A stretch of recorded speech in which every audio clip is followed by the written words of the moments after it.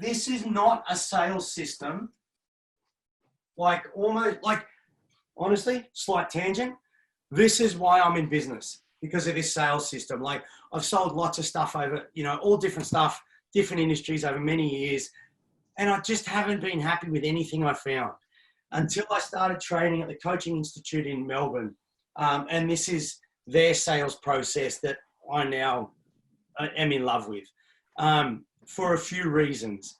It's a lot of sales. Everything else in sales, every other sales training I've seen, more so comes from the boiler room type environment and who worked their butt off and kind of linguistically pushed people into the most sales, got the numbers on the board, and then that's the system we replicate. This system is all about what do us as humans that deserve to be valued and trusted and looked after, what do we need from someone to make the best decision for us? And if you help people through that process, that's how you get ambassadors, Josh, because they generally get the feeling that whatever environment or industry you're in, you have their best interest at heart. So Teals is a good friend of mine. Now, when it comes to marketing, I would just go to Teals because we have that trust. I know she has the experience. I know she'd look after me and would turn me away if it's not her thing. But I would go to her first, and then she might go, yep, that's in my wheelhouse. That's what I do. Or no, I'm not. That's the person you want to be. And not just for friends, with anyone, where they're like, okay, I don't know if you guys do this, but is this you? So they always come to you first because they know you'll send them away if it's not right and you have their best interest at heart. That's not normally how sales is. Sales comes from, it's a numbers game. We've got it, and these are beliefs that people peddle. It's a numbers game. Everyone should buy. The more people you convince, the better. That's not the way it is. You convince people, yeah, you get them over the line, but you've probably got a 30-day money-back guarantee. Or if you want raving fans and you've pushed someone into the purchase, they're not going to feel good about it. They're not going to come back. So this sales system is based on, if it's a fit, we should work together. It's not based on, hey, where's your pain?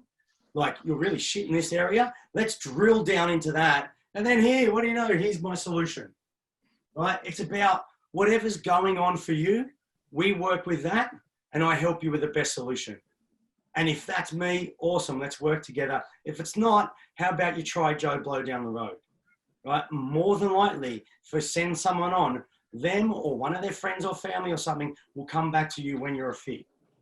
Now, for me, this is a huge relief because, I've sold and I've had sales managers where they're like, you've just got to get everyone. And if you didn't get that person, like, why didn't you? That's an extra number. That stopped you from getting to budget. It's like, well, wasn't a good fit.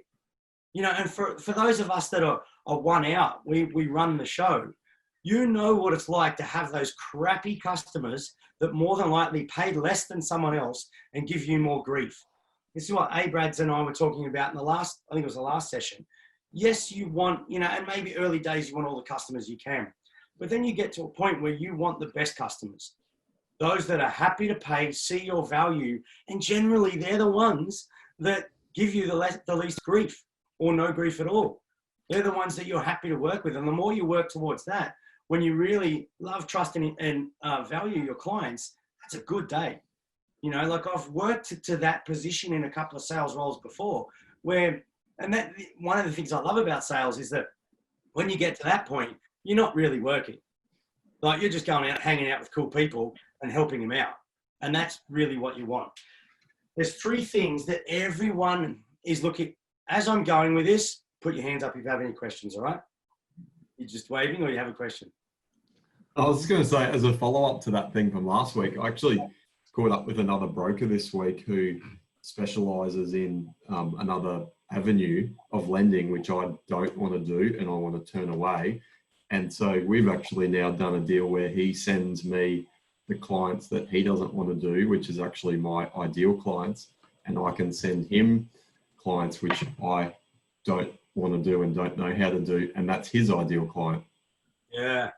So, the client is still getting looked after, which is really the goal, although I can't help that client the best that I want or the best that I can then, refer them on to another broker who specializes in that area. So, I've hopefully turned that into a, quite a good relationship or positive relationship. Yeah, totally. And I think at the root of that is that abundance mindset, opposed to a scarcity mindset. Now, I continue. Sorry? Continue. Thank you, sir. Appreciate it. I struggled with the whole abundance scarcity mindset for a while. The best way I can sum it up is when you go to the ocean and you take a spoonful or a bucket, does it change the ocean at all? It's not like it drops a little bit, does it? And I know there's tide before any of you say that, but that's not because you took a bucket out. So it's that abundance mindset where there's everything out there that you need, and this is getting quite spiritual, but when you work from this place, shit just works better, to be honest. When there's enough out there, and if you're putting it out there, and like, with ABRADS, or you're referring other people, you're looking after other people, it does come back. So yeah, good point, my man. 3 things everyone is looking for. My little man again. When they're selling. Now, this is high level stuff, right? This is something that you should always be putting out there and always have front of mind that they're looking for.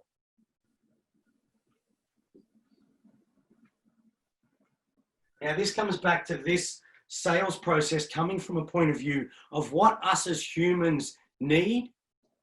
And when you supply that, it's a no-brainer.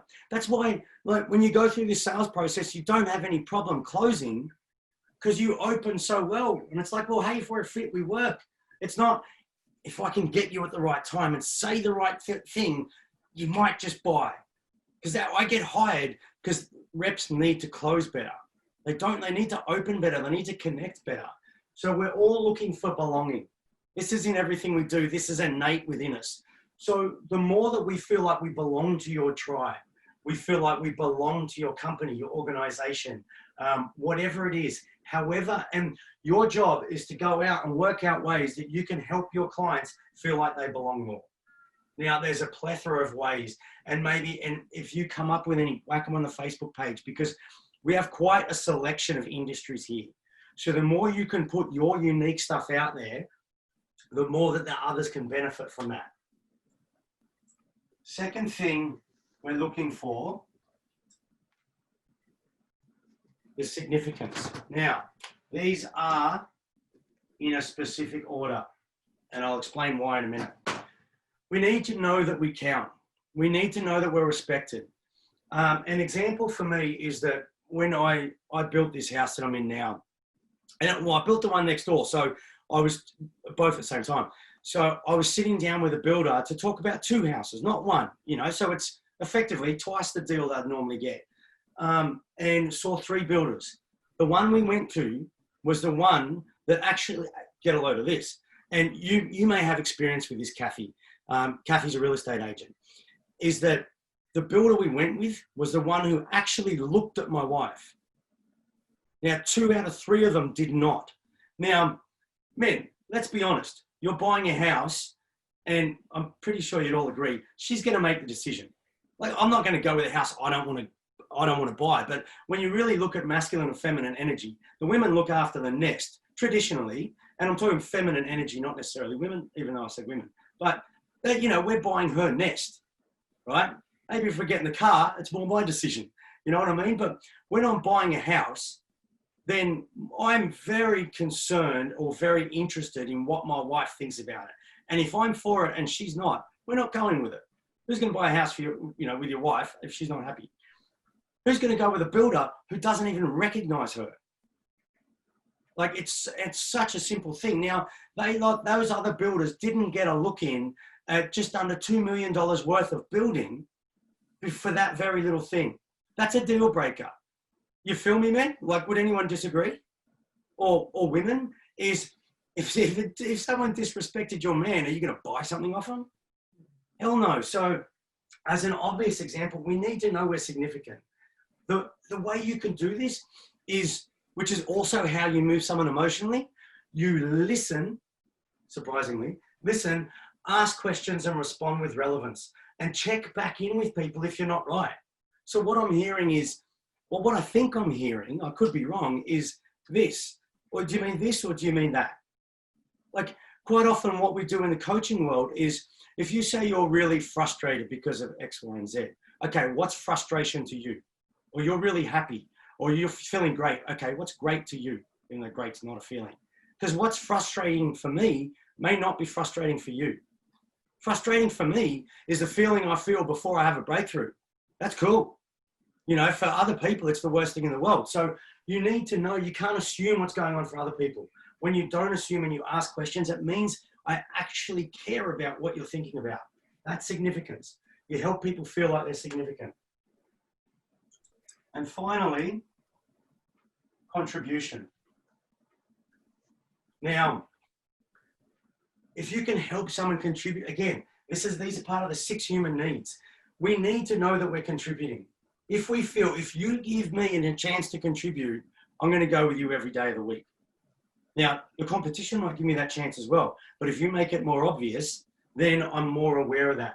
None of this is conscious. You won't hear of this in any other sales training, but this is what we need as humans. Now, needs to be in that order. If you get someone that doesn't really care about belonging, but they need to know that they're significant and that they contribute, you get the wanker that is generally either a martyr or self-important, that is out there to help the world, which is just a way so that I can get admiration back. It's not really about helping the world. You get people that aren't concerned with feeling significant. They're putting themselves last. So they become very needy because they want to be part of your tribe and they want to help to contribute, but they don't value themselves. And then if people aren't concerned with contribution, which is last, because you need to have someone who wants to be part of a tribe, wants to know that you value them and they want to contribute. If they're not concerned with contribute, then obviously they're all out for themselves.